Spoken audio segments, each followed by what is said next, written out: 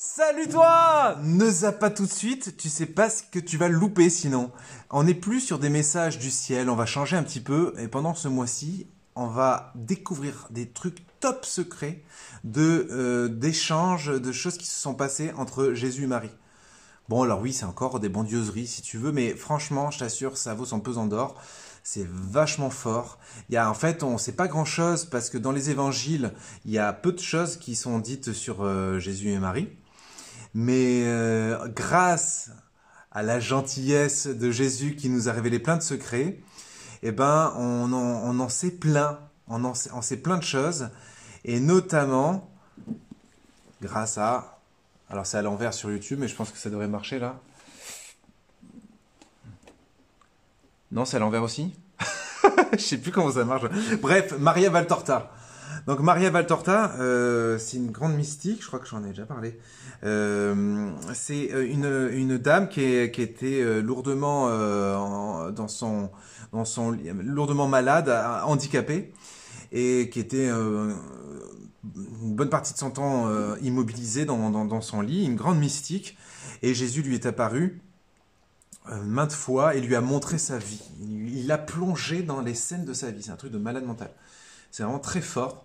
Et c'est une œuvre fantastique. Bien entendu, vous qui êtes connectés, je pense que beaucoup connaissent. Mais vous avez vu, je parle comme s'il y en a qui ne connaissaient pas du tout. Comme ça, au moins, on met tout le monde d'équerre. Donc, Maria Valtorta, Val, comme Val de Valérie. Valtorta, torta, comme une tourte, mais en italien, dans torta. T-O-R-T-A, Valtorta. On avait fait carrément toute une soirée rien que sur elle, rappelez-vous, pour ceux qui étaient, et on avait fait monter sur le live d'Instagram le directeur mondial des éditions Maria Valtorta. D'ailleurs, j'ai oublié de lui dire qu'on faisait un spécial Maria Valtorta ce soir, ça je suis sûr que, voilà, s'il est là, en tout cas, il peut se manifester pour savoir... Voilà. Et donc là, on va lire quelques petits extraits parce que pour la petite histoire, là aussi, ceux qui nous prennent en cours de route, on avait dit la dernière fois, tiens, pour changer un peu des messages de Maria Medjugorje, c'est-à-dire, c'est vrai que depuis de nombreux vendredis, on prend la peine de savoir comment la Vierge Marie, qu'est-ce qu'elle nous dit, qu'est-ce qu'elle dit au monde. Or, ce soir, ce sera pas ça, ce sera qu'est-ce que Jésus nous dit sur Marie. C'est intéressant, non? Ça change un peu. Au lieu que ce soit les paroles de Marie, qui sont, Dieu sait, hyper importantes, et donc on continuera, on reprendra ça plus tard. Là, on fait une parenthèse pendant le mois de mai, où on va essayer de mieux connaître qui est Marie. Pas seulement ce qu'elle dit, mais qui elle est, quoi. Donc attention, c'est très intéressant, et il se trouve que, voilà la réflexion que je me suis fait. Je dois vous faire une confession publique, moi qui suis prêtre, c'est que j'ai prêté trop souvent mes volumes de Maria Valtorta. Les volumes, c'est des volumes comme ça, je ne sais pas si vous vous rendez compte, vous voyez, par rapport à mon nez il est déjà gros, alors vous voyez. Et donc il y a 10 volumes comme ça qui s'appellent l'évangile tel qu'il m'a été révélé. 10 volumes comme ça. C'est un truc de malade ou pas? Amen ou pas amen? Et là tu as le droit de dire amen. Et donc il y a 10 volumes et j'ai eu le malheur dans mon enthousiasme pour Maria Valtorta de prêter tel ou tel de mes volumes, en me disant, comme toute personne bien élevée, elle va me le rendre. Bon, je l'ai prêté à des gens bien élevés, mais ils me les ont pas rendus, en tout cas. Alors, c'est peut-être des voleurs bien élevés. Sauf que moi, je ne sais plus à qui je prête, parce que quand je prête, je ne sais plus à qui je donne. C'est une catastrophe.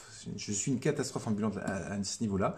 À la limite, bon, tant mieux, parce que Jésus, il dit, quand tu donnes avec ta main droite, que ta main gauche ignore ce que donne ta main droite. Donc c'est une façon de dire, quand tu donnes, donne sans compter. Voilà, donc je me dis, je suis peut-être plus près de l'évangile, sauf qu'à mon avis, c'est surtout que j'ai une mémoire de poisson rouge ou je sais pas quoi. Bref, j'ai perdu quasiment tous mes volumes jusqu'au 7e volume. Je ne sais pas où ils sont dans la nature, quoi. Et donc je voulais, et je vous assure, j'ai ouvert ma bibliothèque, la bouche en cœur, en me disant je vais prendre le premier volume, parce que c'est dans le premier volume qu'on apprend beaucoup de choses sur la Vierge Marie. Premier volume, rien du tout, j'ai cherché partout. Alors du coup, par contre, j'ai 3 volumes qui sont très bien, qui sont en plus des 10 volumes en question, c'est 3 volumes supplémentaires qui s'appellent les carnets, les cahiers. Les cahiers donc de 43... Mais je me suis trompé. Mais je suis grave, les gars. Bon, c'est pas grave, on va dire que c'est la Providence ou l'Esprit Saint. Donc, il y a le volume de 43, de 44 et de 45, je sais pas quoi. Il y a une histoire comme ça. Donc là, je voulais commencer par le premier des 3 volumes, évidemment. Ben là, je crois que je suis dans le deuxième. Quelle tarte, c'est pas possible. Bon, bah tant pis, hein. C'est pas grave parce que de toute façon, j'ai commencé à sélectionner pour une fois que je prépare quelque chose, alors on va pas se plaindre. J'ai sélectionné... Ben oui. Les cahiers de 44 présentent les... Ah, mais si, c'est bon, je crois. Il recouvre une période d'1 an qui va du 30 décembre 43. Oui, le 30 décembre. Ouais. Non, ben voilà, c'est la suite des cahiers de 43. Je me suis trompé. Voilà. Voilà. Bon, c'est pas grave. Donc, on commence par l'année de 44. Et dans... Et là, je suis en train de réaliser que j'ai perdu la page. Non, c'est bon. Et là, dans ce carnet-là, je suis retombé sur des passages de la Passion. Alors, c'est vrai que c'est pas très rigolo. Jamais. Donc, la Passion, c'est la période où Jésus a souffert. Et donc, c'est la Passion. C'est un moment un peu chaud, quoi. Où on voit Jésus souffrir, évidemment. Mais ce qui est intéressant dans les passages que je vais vous partager, c'est qu'on voit ce qui se joue entre Jésus et sa mère. Et vous allez voir, c'est bouleversant. La relation entre une mère et son fils, entre son fils et sa mère au moment de la souffrance, quand ça va pas. Et je crois que ça peut nous rejoindre, certains d'entre nous. Et ça peut nous apporter beaucoup de choses. Voilà, donc, sans plus tarder, je vous lis des extraits, puis on verra où ça nous mène. Donc, Maria Valtorta, il faut savoir, il faut quand même que j'explique ça avant. Maria Valtorta, elle est plongée dans la Seine. Pas le fleuve, hein. Plongée dans la Seine. Elle est plongée dans la Seine, donc le spectacle, entre guillemets. Et elle est... elle voit, elle sent même, elle a même les odeurs parfois, elle voit elle ressent le vent, l'air, la température, elle est comme plongée dans la Seine, c'est quand même un truc de dingue. Hein. Et donc Jésus lui dit, écris tout ce que tu vois. Alors c'est pour ça que ça a découragé plus d'un souvent, ça a découragé bien des lecteurs de Maria Valtorta parce qu'il y a des longs passages de description. Et Jésus insiste, il lui dit, écris tout ce que tu vois. Alors pourquoi il dit ça? On peut penser que c'est tout simplement parce que en écrivant tout ce qu'elle voit, elle va donner plein de détails et en fait, à la relecture, on se découvre que tous ces détails, mis bout à bout, on se rend compte que c'est une mine de connaissances sur plein de plans ethnologiques, météorologiques, géographiques, géopolitiques, agricoles,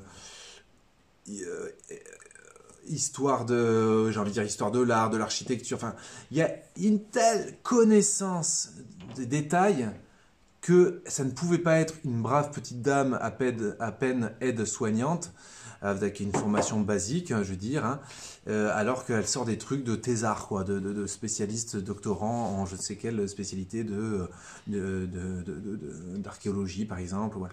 Donc c'est impressionnant. Il y a même des choses qu'elle a décrites, qu'on a découvert après qu'elle les ait décrites. Donc ça veut bien dire que c'est vrai, quoi. Il y a énormément de choses qui montrent que quand même c'est hallucinant qu'elle pouvait connaître tout ce qu'elle connaît. Donc en fait, le fait que Jésus lui dise d'écrire tous les détails, tous ces détails, c'est un peu comme des preuves que cette œuvre est vraiment inspirée parce que une dame comme ça, de peu d'instruction, ne pouvait pas savoir tout ce qu'elle sait. T'as compris? Qu'est-ce que tu veux? Du thé?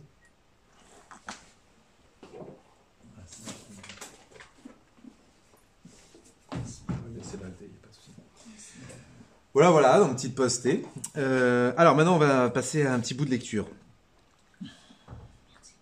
Donc je vous passerai un petit peu les descriptions quand même, mais là je vais commencer un peu avec. Normalement, si je ne me suis pas planté. Ah ouais.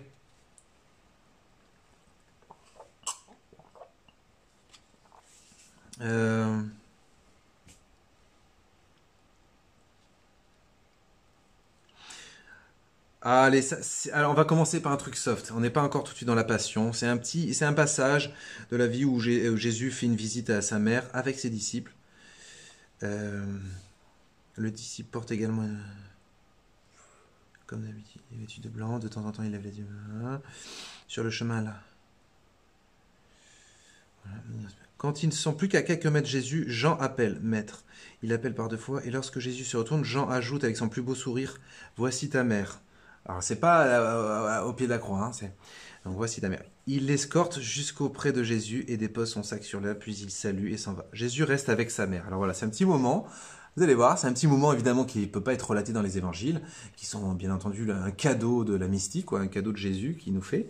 Et donc on va goûter un tout petit moment comme ça de la vie, j'ai envie de dire ordinaire, hein, la vie apostolique de Jésus. Donc Jésus était sur les chemins de Galilée et compagnie, et il retourne visiter sa mère. Donc Jésus reste avec sa mère, et Jean s'en va pour les laisser tranquilles justement. Donc, Jésus reste avec sa mère, il se sourit, se caresse, s'assoit sur la touffe choisie par Jésus pour siège, l'un à côté de l'autre. Les vêtements de Marie sont très sombres, bleu foncé. Elle en est drapée comme dans l'autre vision. Je dirais que, depuis qu'elle est la mère de l'évangélisateur, elle s'habille de façon encore plus austère. Après les premiers mots d'affection mutuelle, Marie ouvre le sac et en tire du pain frais, des fruits ainsi qu'un rayon de miel. Elle offre le tout à son fils en lui disant « Il vient de nos abeilles, de notre maison, mange-le mon fils. » C'est pas beau ça? Jésus sourit, rend le pain croustillant et le mange avec un peu de miel. Voilà, ça, c'est pas, c'est tout ce qui est de plus diététique, du bon pain complet, j'imagine à l'épeautre, avec du miel. Voilà, tout ce qui est de plus sain comme alimentation. Pendant ce temps, Marie sort ses autres trésors. Ce sont des vêtements frais pour son Jésus.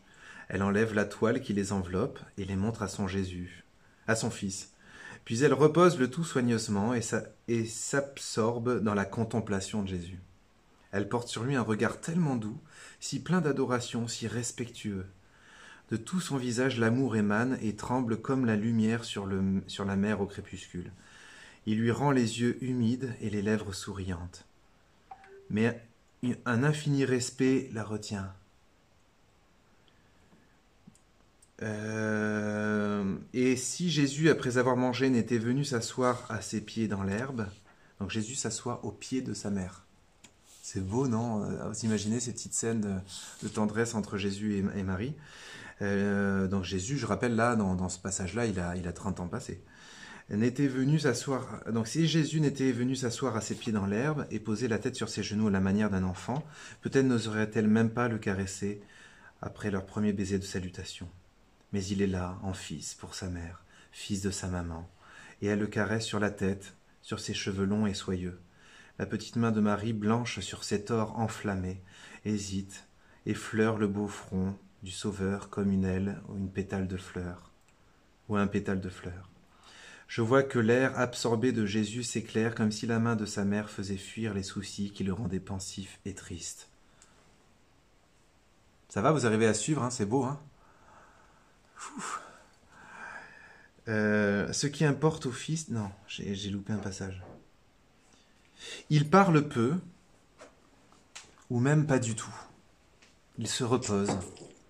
Ils reposent leur cœur dans leur proximité mutuelle. Et puis Jésus se met à parler. Il parle de son ministère. Son ministère, c'est-à-dire son activité. Parce que Marie veut savoir. Ben oui, Marie veut savoir ce que fait son fils. Alors, comment s'est passée ta journée? Et il interroge parce que lui aussi veut savoir. Donc il veut savoir aussi comment ça s'est passé pour sa maman, tout ça. Ce qui importe à la mère, ce sont les détails de la mission de son fils. Ça c'est vrai, hein, les mères, elles aiment bien les détails. Quand le fiston rentre à la maison et maman demande « Alors comment s'est passée ta journée ?» Le fiston, il va répondre « Bien. » Ok, bien. Mais vous croyez qu'une maman, elle va se contenter de bien? Elle va vous poser d'autres questions, elle va vous tirer les divers du nez. Oui, alors qu'est-ce que t'as fait? Et t'as fait quoi en première heure? Ah, et finalement, tu as vu le professeur machin pour l'histoire de l'autre jour, hein?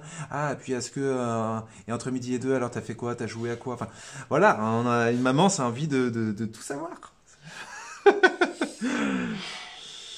Alors, ce sont les détails de la mission de son fils, pour les comparer au très bien et au très mal qu'on lui a rapporté. Oui, parce qu'on rapporte des choses à Marie, évidemment, hein, les bruits de couloir, c'est pas qu'en 2021.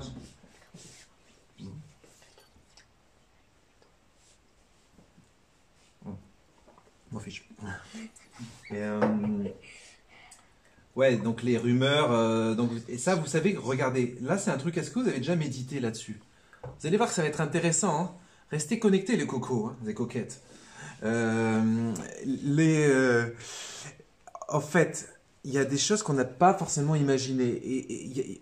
Je vais vous dire un truc. Ce que je vais vous dire, c'est quelque chose qu'on peut avoir deviné à force de méditer l'évangile.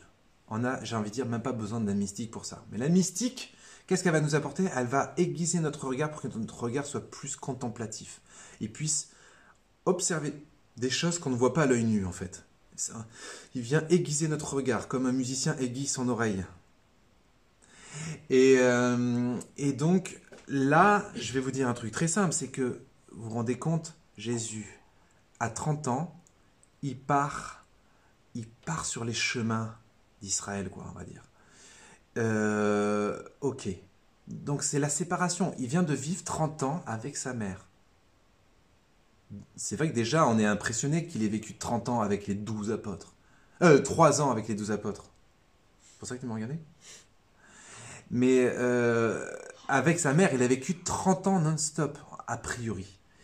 Il- il- Ok, c'est pas rien. Bon, il s'en va sur les routes.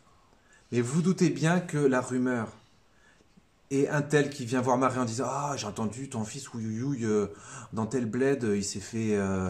Ils l'ont poursuivi pour lui jeter des pierres. Ce qui est arrivé, hein. Ou dans tel autre endroit, il a guéri tous les malades du village.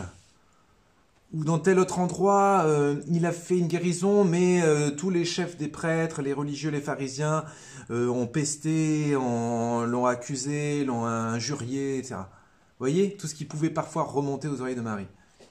C'est intéressant ça, parce que Jésus, lui, savait ce qui remontait aux oreilles à Marie. Il sait bien qu'il était important que de temps en temps il aille la visiter, pour peut-être lui expliquer la vraie version des choses, pour la rassurer, pour aussi, humblement, comme un tout bon fils qu'il est, et dans ses besoins humains, parce qu'il n'a pas fait semblant d'être un humain, il avait des besoins humains, et parmi les besoins humains, il y a celui de l'affection. Ça, c'est quand même un truc, on pourra méditer pendant des siècles là-dessus. Le besoin d'affection, pas au sens psychologique blessé, au sens naturel, au sens. Vous voyez ce moment qu'on est en train de contempler où la Vierge Marie lui passe la main sur la tête, comme ça, gentiment. Tout simple. Peut-être rapproche la tête de son fils contre son cœur. Je sais pas, un peu. On faut pas trop fantasmer, on sait pas exactement. On peut pas inventer des choses, mais on peut quand même imaginer tous ces petits gestes de la tendresse et regards. Hein, tout ça, c'est quelque chose qui faisait du bien à la nature humaine de Jésus. Jésus en avait besoin, c'est pour ça qu'il était si important qu'elle soit là jusqu'à son dernier souffle. Parce que sans la présence de la Vierge Marie, vous savez quoi? Il n'est pas impossible que ce fut autrement, finalement. C'est-à-dire que Jésus a pu endurer tout ce qu'il a enduré parce qu'il y avait la proximité de la Vierge Marie, donc de sa maman. Ça, est-ce que vous avez déjà pensé à ça? Est-ce que c'est pas pour ça peut-être un peu, et vous voyez, moi qui vous le dis ce soir, je le réalise un petit peu avec vous, est-ce que c'est pas peut-être pour ça un peu qu'il y a ce titre de co-rédemptrice qui revient de plus en plus souvent, co-rédemptrice, c'est-à-dire qu'elle aussi participe au salut, c'est-à-dire qu'en fait, sur la croix, il y a la passion du Christ, mais il y a la passion de Marie. Et en fait, la passion, il y a la souffrance partagée qui donne à l'un et à l'autre la force d'aller jusqu'au bout. Alors, on ne peut pas faire des plans sur la comète. Ne me faites pas dire ce que j'ai pas dit. On ne peut pas dire que si Marie n'était pas là, Jésus aurait fauté et ne serait pas allé jusqu'au bout. Ça, moi, je ne sais pas. J'irai pas jusqu'à dire ça, mais par contre, je peux en toute simplicité être à peu près sûr de ne pas me tromper en disant que parce qu'ils souffraient ensemble, ils étaient plus forts. Marie souffrait de voir son fils souffrir, son fils souffrait, et c'était comme une force l'un pour l'autre, et c'était comme peut-être un deuxième accouchement dans la douleur, alors que Marie n'a pas accouché de Jésus dans la douleur, vous le savez, ça, elle a été préservée de la douleur, parce que la douleur de l'accouchement est liée au péché. Marie étant sans péché, et Jésus aussi, l'accouchement s'est fait de façon miraculeusement sans douleur. Voilà, donc ça, il faut le savoir. Alors après, est-ce qu'il y a eu carrément un miracle, c'est-à-dire de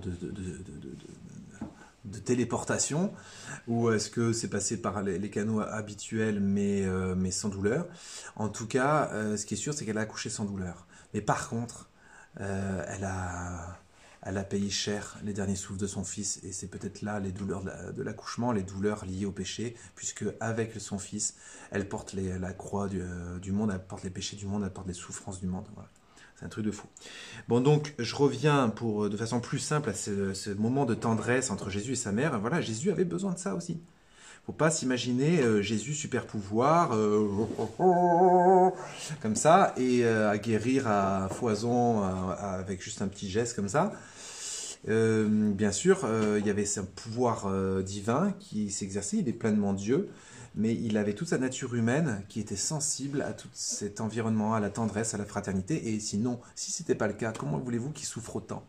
Vous croyez qu'on a une crise d'angoisse au point de suer du sang lorsqu'on n'est pas sensible aux relations humaines? C'est précisément parce que sa sensibilité était parfaite, donc d'autant plus aiguë. Sa sensibilité à l'humain, au relationnel, à l'affection, à la tendresse était d'autant plus aiguë qu'elle était parfaite. Donc voilà, c'est des petites considérations. Je ne sais pas si vous y avez pensé. Moi, j'aime bien vous les partager parce que c'est un peu les secrets du roi, quoi. C'est un peu là, on rentre dans l'intimité, j'ai envie de dire, de la vie affective de Jésus. Alors, j'avance. Jésus se met à parler, ça je l'ai dit. Ils échangent donc sur les nouvelles, quoi. Ce qui importe au Fils, ce sont les détails de la vie que mène sa mère. C'est de savoir comment elle est traitée par sa parenté, ses amis, les disciples et le peuple. Donc, vous voyez, elle, lui aussi s'enquiert de savoir, parce que lui aussi, à distance, s'inquiète un peu de tout ce qui se passe autour de sa maman, parce que les gens commencent à entendre la réputation de Jésus, et donc peuvent peut-être être désobligeants, ou je ne sais quoi. Alors ensuite, mais Jésus montre qu'il sait que Nazareth lui est toujours hostile. Ah non, j'ai loupé un truc, pardon. Mais si l'on en juge d'après les évangiles, Jésus met tout son soin à dissimuler la hargne qui l'entoure et l'atteint malgré le rempart des disciples fidèles, et ce pour ne pas affliger sa mère. Et son but à elle est de rassurer son fils. Elle ne manque de rien, le respect et la paix l'entourent. Ce sont deux amours qui veulent s'épargner l'un à l'autre la connaissance de leur souffrance. Ça vous choque pas un peu? C'est étonnant, hein? Vous comprenez? Je voulais que je résume au cas où, hein. Il y a un peu tous les âges qui nous suivent, donc j'essaie de parler simplement. Donc en gros, quand Jésus et Marie se retrouvent pour papoter, pour échanger les nouvelles, l'un et l'autre essaient de pas trop dire les choses douloureuses qui leur sont arrivées pour pas trop peiner l'autre. C'est incroyable, hein? C'est toute la délicatesse un peu de... Voilà, Jésus a été sans doute moqué, jugé, critiqué. Bon, il va peut-être pas il va pas mentir, mais il va peut-être pas trop insister sur ces passages-là pour pas trop désoler sa mère, parce qu'il sait combien elle aussi sa sensibilité est parfaite, et donc de savoir son fils être à qui on a manqué de respect, cela lui ferait mal au cœur, quoi. Voilà. Mais Jésus montre qu'il sait que Nazareth lui est toujours hostile et que bien des pressions sont exercées sur Marie en ce sens. Oui, alors voilà. Il conclut, mais qu'importe, désormais je ne reviendrai plus en Galilée, je vais en Judée. La fête des tabernacles approche, je monte au temple, je resterai ensuite dans cette région, je parcourrai encore une fois la Samarie, je travaillerai là où le besoin en est le plus grand. Voilà pourquoi, mère, je te conseille de te préparer à me rejoindre au début du printemps et à t'établir près de Jérusalem. Nous nous verrons plus facilement. Je monterai quelquefois encore jusqu'à la Décapole et nous nous verrons encore. Mais ensuite, je resterai... Vous savez que la phrase que je viens de lire, rien que pour être précis dans tous les termes que je viens de dire, il faut connaître parfaitement le truc. Moi, tout ce que je viens de lire, j'ai rien compris, quoi. Ouais, c'est-à-dire que Maria Valtorta, je ne sais pas comment elle pouvait savoir ça, tout se tient, hein, parce qu'on a étudié tous les trajets, et c'est exactement, ça se tient, c'est complètement cohérent. Alors, je continue. Je resterai en Judée. Jérusalem est la brebis qui a le plus besoin de soins, car en vérité, elle est plus entêtée qu'un vieux mouton, et plus querelleuse qu'un bouc retourné à l'état sauvage. Je vais répandre la parole comme une rosée qui ne se lasse pas de tomber sur son aridité. Lorsque tu viendras en Judée, apporte-moi, maman, mes plus beaux vêtements, le rouge que tu m'as tissé pour les fêtes solennelles. À Jérusalem, je dois être le maître, et cela au sens le plus large, puisque ces esprits fermés et hypocrites sont plus attentifs à l'extérieur qu'à l'intérieur, à l'habillage qu'à l'enseignement. Vous avez entendu ce que j'ai entendu? Là, je trouve que déjà, il y a un truc à dire. Je vais chercher un petit tabouret, parce que j'ai...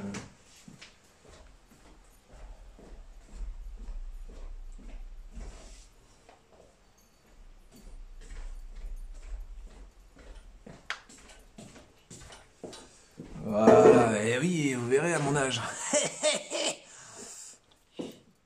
Voilà, pas mal. Alors, donc oui, ce qu'on vient de dire, c'est intéressant, vous voyez, parce que c'est une leçon de pastorale. Là, je fais une grosse parenthèse, mais Jésus, vous avez entendu, il explique tout un peu le programme. Déjà, il sait tout à l'avance. Hein. Bon, bah, c'est normal, il est Dieu. Et il explique, voilà, il donne des consignes. On va pas se voir pendant longtemps parce que je vais être beaucoup en mission. Ensuite, je vais être beaucoup à Jérusalem parce que Jérusalem, c'est là où c'est la ville, c'est la grosse ville, quoi, où les gens croient tout savoir, etc. Ils sont têtus et ils croient toujours avoir raison. Donc, il sait que c'est là que ça va être le plus dur et il sait que c'est là que précisément parce que c'est le plus dur, ben, c'est là qu'il faut être, quoi. C'est intéressant ça aussi, première leçon pastorale, c'est-à-dire c'est important de ne pas penser l'évangélisation facile, ce que j'appellerais l'évangélisation facile. Bah, je sais pas, moi, pour moi, en tout cas, pour moi, hein, je dis bien pour moi et j'insiste lourdement, l'évangélisation facile, ce serait d'aller bosser dans un collège ultra catho, où tout le monde est déjà catho, où tout le monde va à la messe tous les jours avec grand plaisir, voilà, bon. Ok, c'est vrai, je confesserai, ok, je ferai, mon job de prêtre serait super bien exploité, mais je le sais, pour l'avoir déjà vécu, je sais que je ferai pas long feu dans un contexte comme ça, c'est-à-dire que moi j'ai besoin d'être auprès de gens qui sont loin de Dieu, qui vont s'en foutre de Dieu, donc il va falloir peut-être essayer de les intéresser, qui vont peut-être même être hostiles à Dieu, va peut-être falloir essayer de les réconcilier, etc., etc.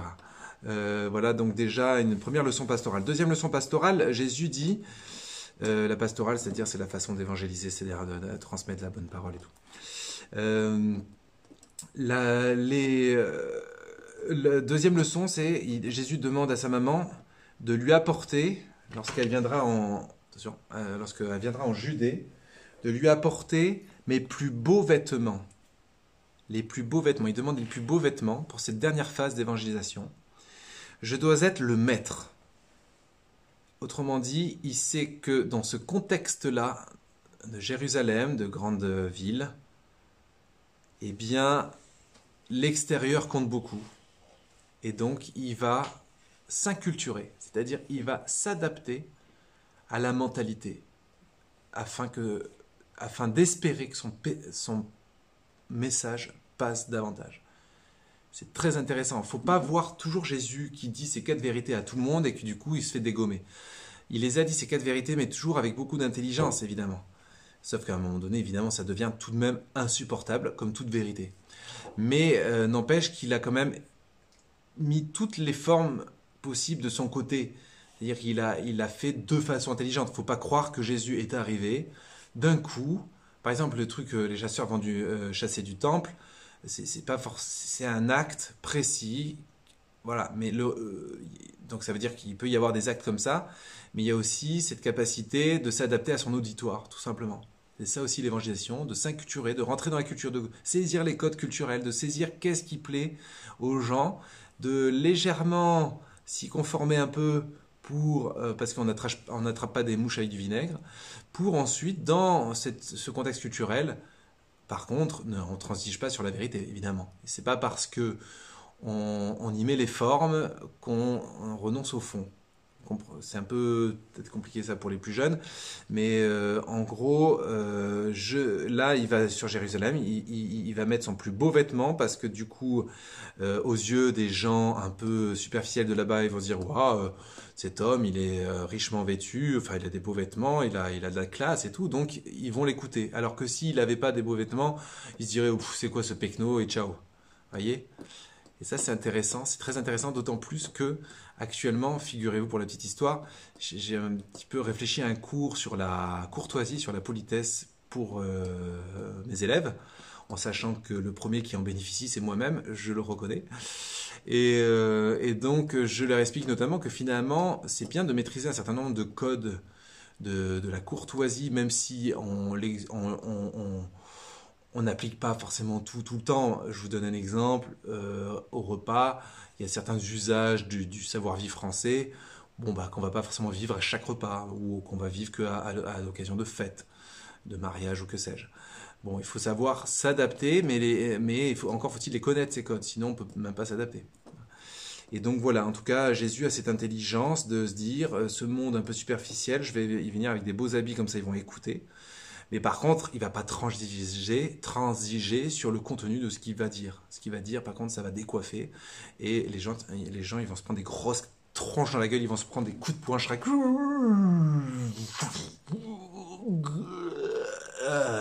Comme ça.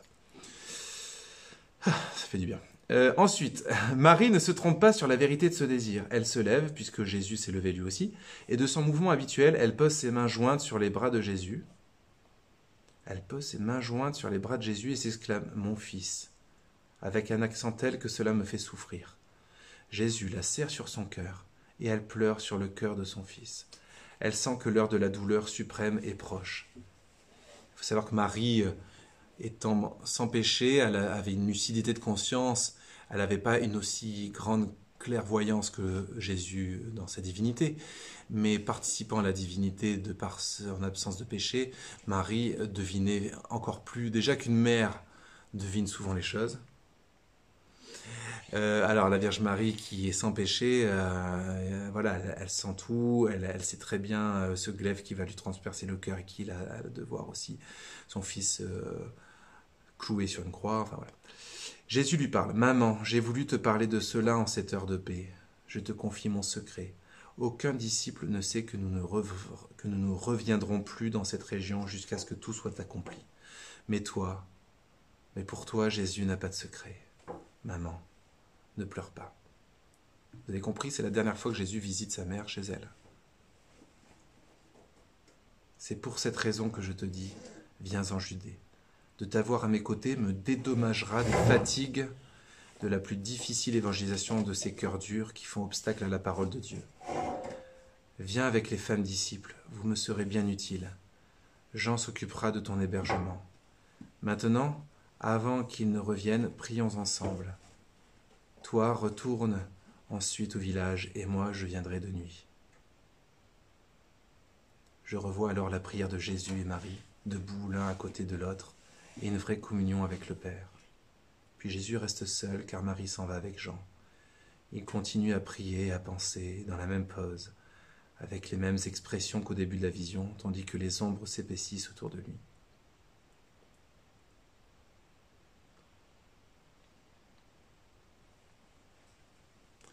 Marie répond à une prière qui m'était jaillie du cœur. Alors ça, c'est Maria Valtorta qui parle, je vais poursuivre avec ça.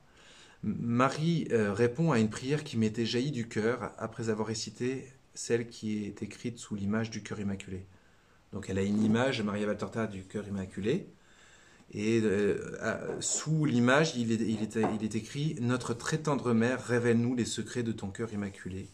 Fais qu'un de tes rayons très doux et très purs pénètre en nos cœurs, les transforme et les prépare aux divines visites de l'Esprit Saint. » Oh, c'est beau. Oh là là, c'est beau cette prière, les gars.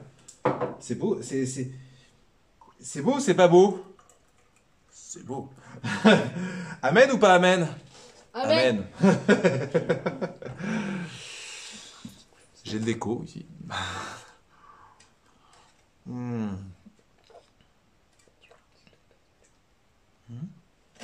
mais plus fort.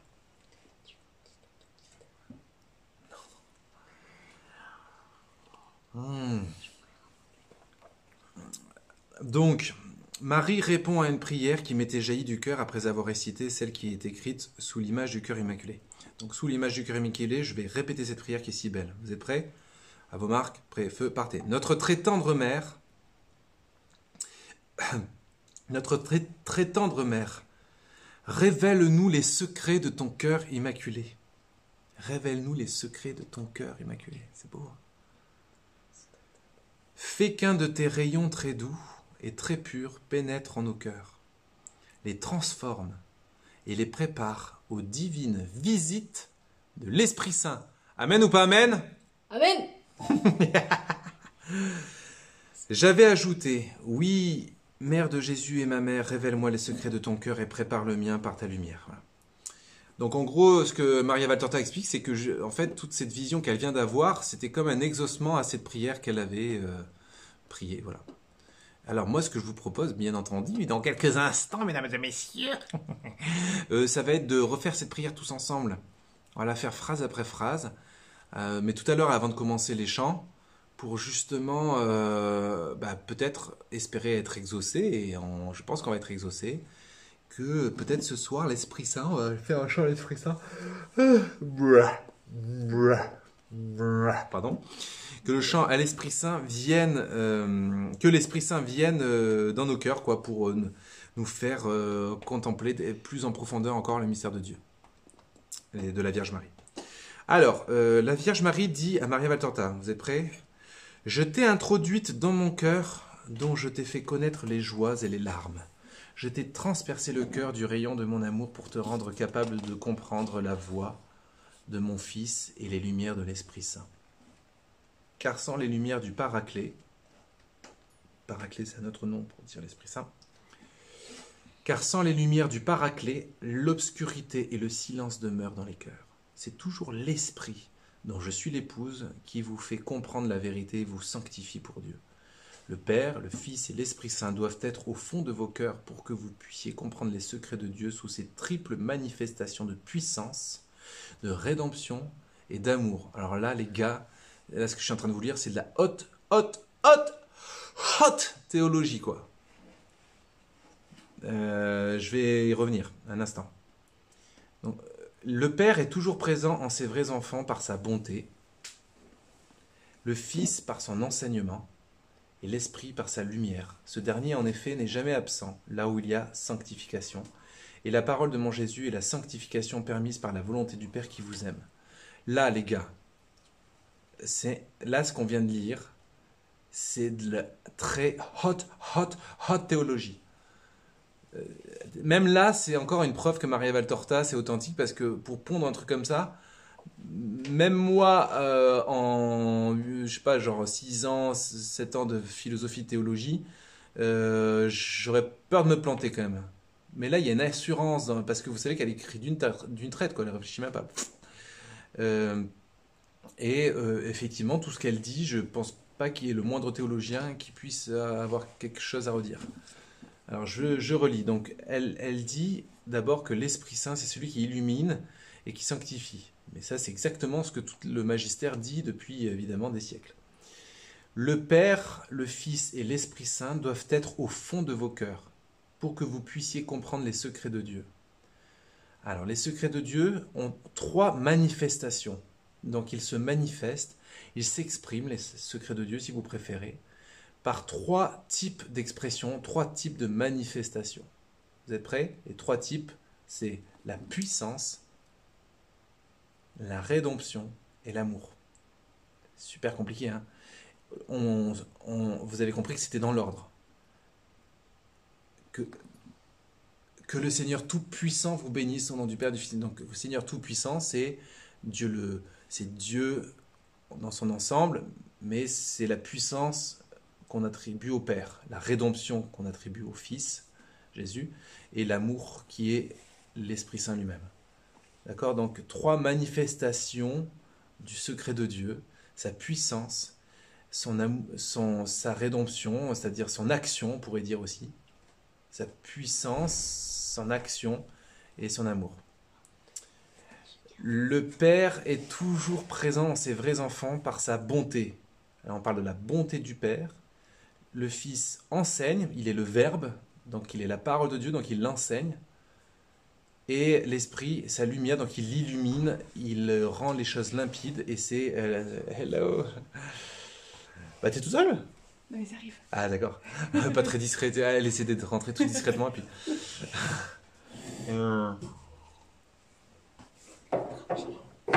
On a encore de la visite, on peut pas prier tranquille. Deux. Ah, ouais, je vais arrêter de boire.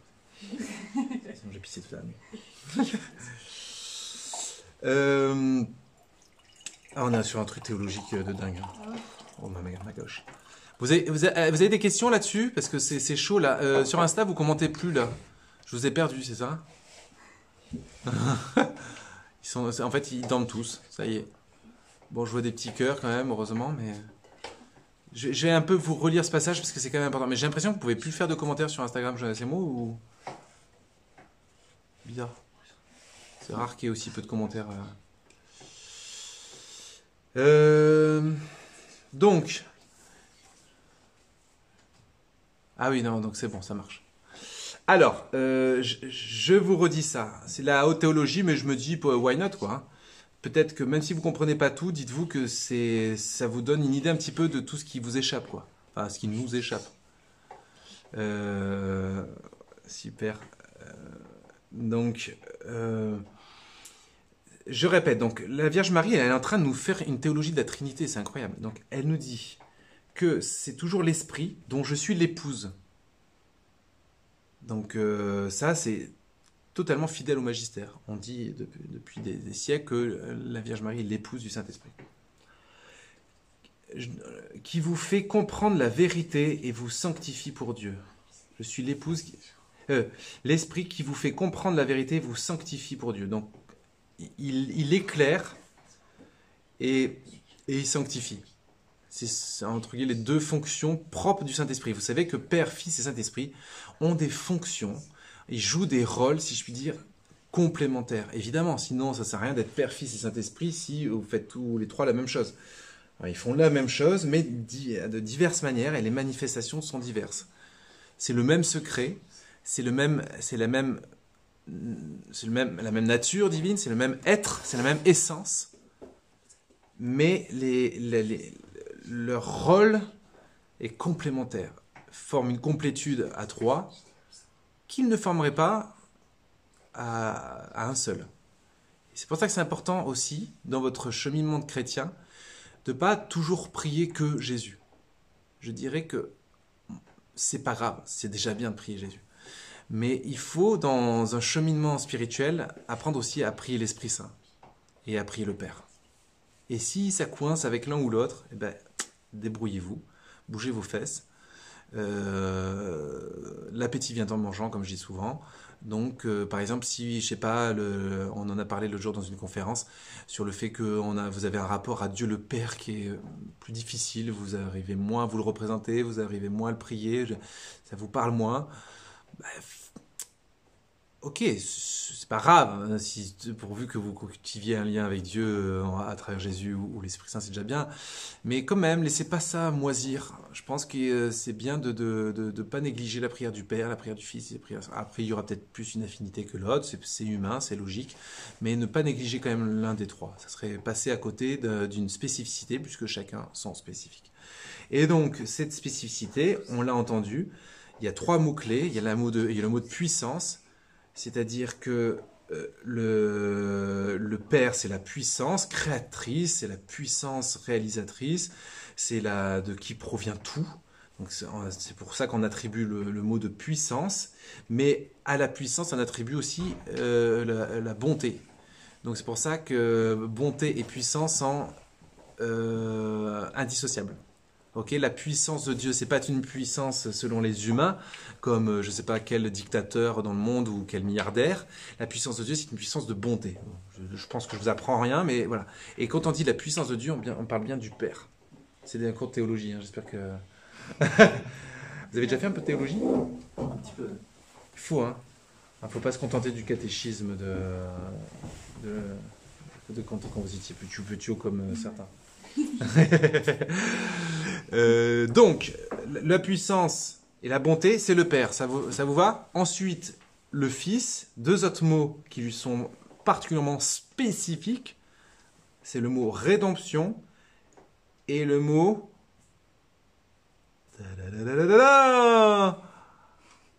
Et le mot...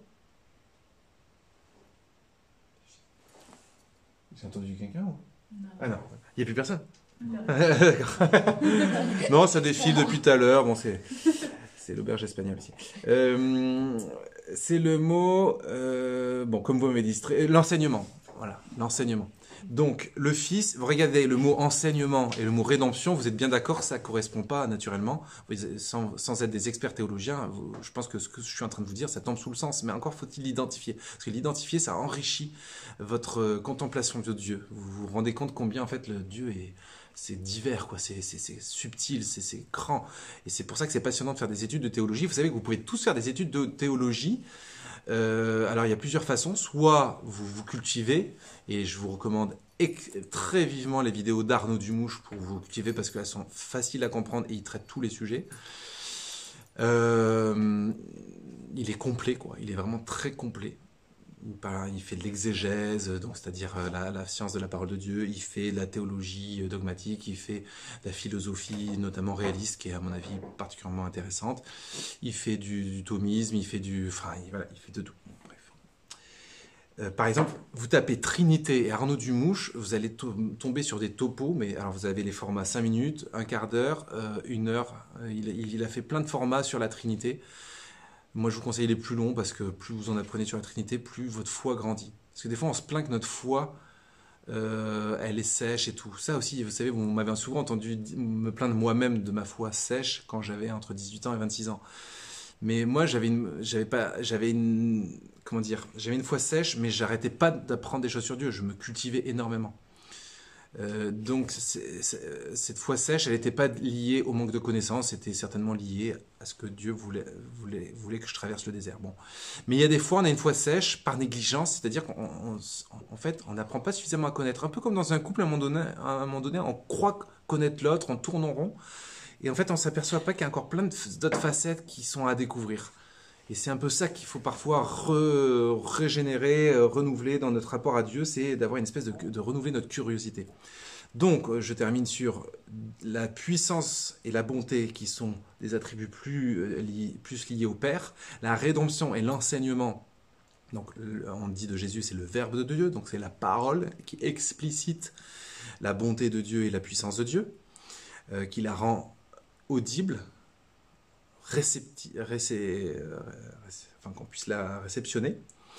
Et enfin, et puis la rédemption, évidemment, je ne vous fais pas de dessin, Jésus, c'est par sa croix, par sa souffrance, sa mort et sa résurrection qu'il nous sauve. Et enfin, l'amour et la lumière, qui sont plus des attributs du Saint-Esprit. Le Saint-Esprit, on dit que c'est l'amour du Père et du Fils. C'est-à-dire, le Père aime le Fils aime le Père, cet amour s'appelle l'Esprit Saint. C'est comme si de cet amour... c'est pas comme si l'amour du Père et du Fils génère l'Esprit Saint. Mais quand je dis générer, c'est vraiment avec énormément de guillemets parce que l'Esprit Saint n'est pas généré au sens de créer. Il est de tout, il a toujours existé. Il n'a pas commencé un jour à être créé. Ah, ça serait vraiment une hérésie de dire ça. Ils existent depuis toujours tous les trois. C'est comme Jésus, on n'a pas attendu il y a 2000 ans pour qu'il devienne un être humain, il a toujours existé. Tiens, j'expliquais ça l'autre jour à la préparation du credo. J'explique même ça à des 5e et 6e, donc j'espère que vous comprenez quand même. Donc, pour terminer sur l'esprit, il est la lumière et l'amour, et puis après on va s'arrêter. Et quelle heure? Ouais, voilà. L'amour et la lumière, c'est-à-dire dans l'esprit, c'est l'amour même. Donc quand l'esprit se répand dans une assemblée de prière, par exemple, là, tout à l'heure, dans quelques instants, on va prier l'Esprit Saint. Tu sais que ça fait beaucoup de bruit. Et bon, vous inquiétez pas, j'ai Miss Catastrophe parmi nous. Quand on va prier l'Esprit Saint dans un instant, là, dans 5-10 minutes, l'Esprit Saint va se répandre dans cette salle. Moi, je ne sais pas si je vous ai déjà dit, moi j'ai déjà vécu des trucs ici. J'étais tout seul devant vous. J'avais l'impression, j'ai chanté comme s'il y avait une nuée, quoi. Il y avait l'Esprit Saint qui était vraiment là, quoi. Et je sais que vous aussi vous le viviez. Donc c'est un truc de malade, non? Donc voilà, l'esprit se répand, on ne sait pas comment il se débrouille, mais il se débrouille.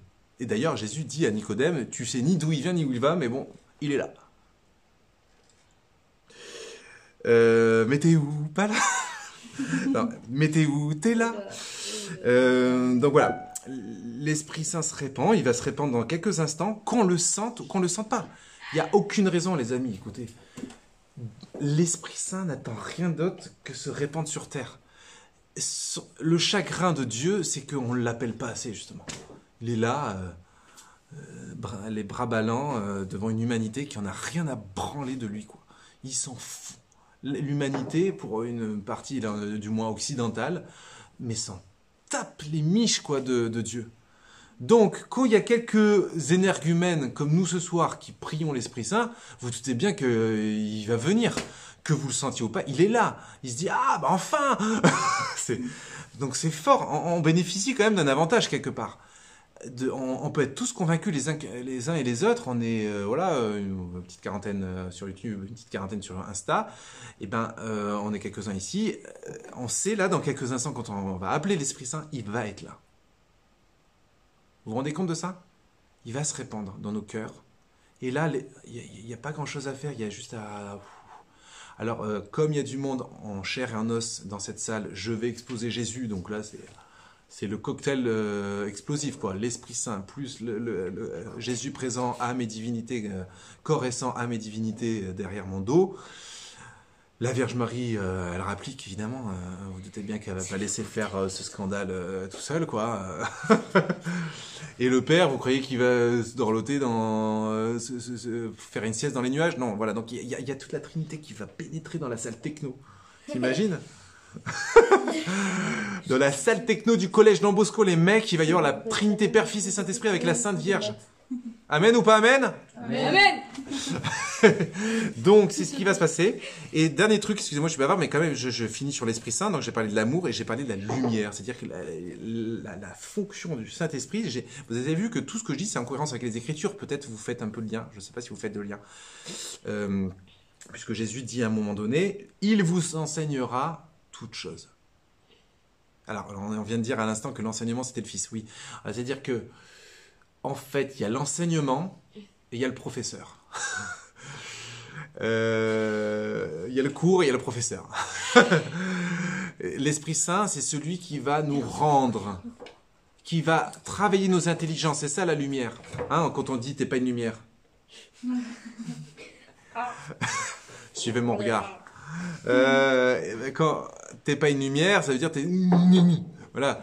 Bon, bah alors voilà, l'Esprit Saint, c'est la lumière, c'est-à-dire celui qui nous aide à comprendre des trucs. C'est pour ça que là, dans quelques instants, quand on va prier l'Esprit Saint, méfiez-vous, méfiez-vous. Vous êtes en train de vous faire avoir, les gars. Sauf que celui qui vous manipule, c'est pas Frère Benjamin. C'est l'Esprit Saint. Vous allez vous faire avoir. C'est-à-dire que pendant ce temps de prière, si vous avez le cœur un minimum ouvert, l'Esprit Saint va peut-être mettre le doigt comme ça.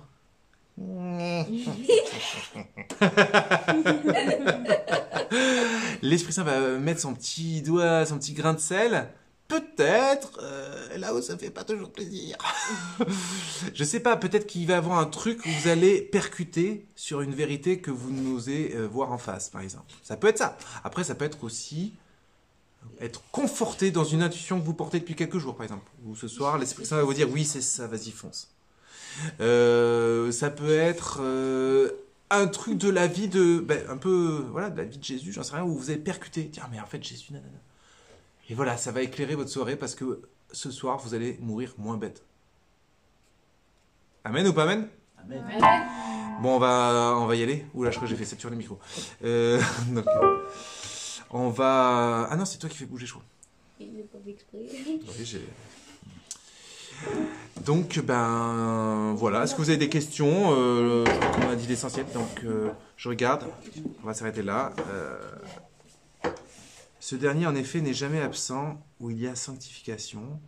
La parole de mon Jésus est la sanctification permise par la volonté du Père. Ah oui, alors il y a aussi d'autres termes qui est la volonté, la sanctification, la parole. Bon, on va s'en tenir là pour aujourd'hui. Même si vous ne retenez pas tout ce que la Vierge explique à Maria Valtorta, d'abord vous pouvez le retrouver, il suffit de commander les cahiers de 1944. Il y a moyen d'en trouver des versions à 15 €, hein, je pense. Enfin, c'est quand même... c'est entre 600 et 700 pages, hein, puis écrit petit et une grosse page. Hein, c'est vraiment, quand vous lisez Maria Valtorta, vous n'avez même pas besoin de faire des études de théologie. Hein. Il y a tout, quoi. Les études de théologie, moi, ça me sert juste pour, en fait, me rendre compte que c'est 10 fois mieux expliqué, là, quoi. Bah, parce que c'est Jésus qui explique en même temps, donc voilà, moi, les études de théologie, elles me servent presque plutôt dans les lectures de mystiques que je découvre, même s'il y en a qui sont par exemple pas encore officiellement reconnus, d'ailleurs comme c'est un peu le cas de Maria Valtorta, où je m'aperçois qu'il y a une parfaite cohérence entre ce qui est dit et le magistère. Et ça, pour réussir ça, il faut soit être très fort en théologie, soit être inspiré. Et donc, vu le peu d'instructions de Maria Valtorta, j'ai tendance à me dire que c'est très certainement inspiré, et surtout que ça va tellement loin dans les profondeurs de la théologie que, non, franchement, je vois pas comment c'est possible autrement que ce soit Jésus. Bon, ben, la prochaine fois, je vous lirai la partie plus. C'est pas plus mal pour commencer qu'on ait commencé par cette partie-là, plus cette visite. On a lu un passage où Jésus revoit sa mère, et il y a un moment de tendresse, c'est beau, quoi. Ils ont comme un câlin, ils prennent des nouvelles. C'est un peu comme une mère avec. De prendre des nouvelles de son fils, alors comment s'est passée ta journée. Enfin voilà, c'est très beau et très tendre. Et donc voilà. Alors, Esprit Saint, es-tu là? Esprit Saint, es-tu là?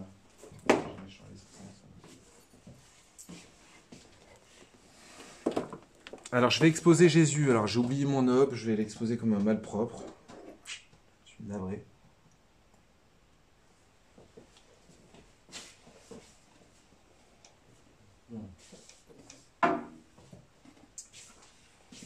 Alors, je vais nous inviter, si vous le voulez, si vous le pouvez chez vous, à se mettre à genoux. C'est une possibilité. Alors, pour ici, je n'ose pas dire que c'est obligatoire, mais j'en pense pas moins. Mais pour chez vous, évidemment, vous n'avez pas Jésus à mes divinités qui est dans votre chambre. Hein. Hélas, vous n'avez pas cette chance-là. Quand même, à ce sujet, vous savez, hier soir, je me baladais sous les étoiles et je me faisais vraiment la réflexion que, à défaut d'adoration, alors bon, oui, il y a peut-être beaucoup d'entre vous qui ne voyez même pas les étoiles où vous habitez. Désolé, ça vous fait du coup ni l'adoration ni la nature. Bon, alors ceux qui n'ont pas l'adoration, en tout cas, je vous souhaite d'avoir la nature. Et voilà. Mais après, la nature, ça peut être rien que contempler une fleur. Et je pense qu'il y a quelque chose du mouvement d'adoration qui naît lorsqu'on est vraiment attentif à la beauté de la création. Donc consolez-vous lorsque vous n'avez pas l'accès à l'adoration facile.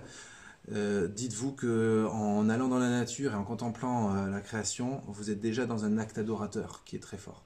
Et c'est une bien belle compensation. D'ailleurs, pour tout vous dire, ça peut m'arriver de faire péter l'adoration au profit d'adorer dans la nature, si je puis dire. Voilà, je le fais pas trop parce que l'adoration, ça reste quand même l'adoration, mais voilà. Sur ces bonnes paroles, je vais chercher Jésus, après on va rentrer dans la prière. Ah non, mais attends, je coupe le live Instagram, oui, bien sûr, évidemment. La partie enseignement, je la partage. À tout de suite, donc la petite quarantaine, ne vous inquiétez pas, je ferme, mais reconnectez-vous aussitôt, le temps que je le partage et tout. Allez, tchao, que Dieu vous bénisse.